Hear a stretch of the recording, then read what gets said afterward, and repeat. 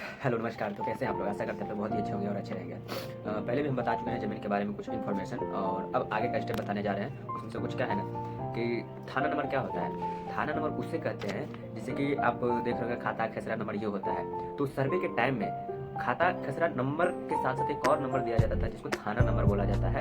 उसी को हम लोग थाना नंबर बोलते हैं, ठीक है ना। दूसरा है मोटेशन। मोटेशन का अर्थ होता है कि दाखिल खारिज, यानी कि जो जमीन आपने खरीदे है, ठीक है, जो जमीन आपने खरीदे जिस व्यक्ति से, जैसे राम नाम का व्यक्ति उससे जमीन आपने खरीदे, उसके नाम पे दाखिल है जमीन। अब उसको आप श्याम व्यक्ति खरीद लिया जमीन, तो उसको अपने नाम पे खारिज करवाएगा, तब वो जमीन श्याम का हो पाएगा, ठीक है। तीसरा है केवाला।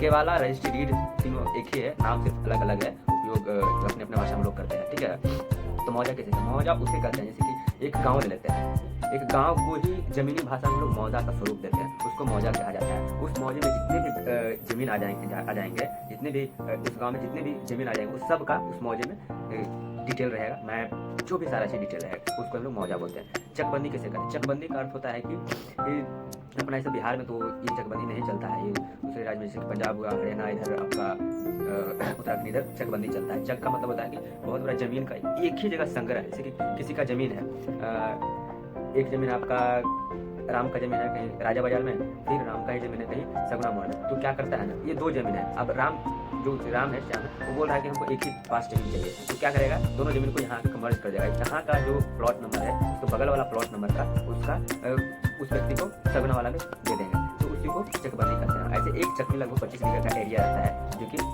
उत्तराखंड इधर राज्य में चलता है। जमाबंदी की जमाबंदी का अर्थ होता है कि आपने जमीन ले रखे हैं और जमीन आपके नाम पे है, आपके वाला है, रजिस्ट्री है, उसको आप टैक्स यानी कि रसीद कटवा रहे हैं, उसको जमाबंदी बोलते हैं। एराजी क्या कहते हैं? एराजी का अर्थ होता है क्षेत्र होता है। एराजी का मतलब रकबा, एरिया, क्षेत्रफल होता है, उसी को एराजी कहते हैं, ठीक है। पुरानी भाषा में उपयोग किया जाता था। तो वीडियो इन्फॉर्मेटिव लगा, लाइक और शेयर करके मेरे प्रोत्साहन बढ़े, ताकि इस तरह से आपको कंटेंट हर रोज प्रोवाइड करते रहे। आपको जय हिंद, जय भारत।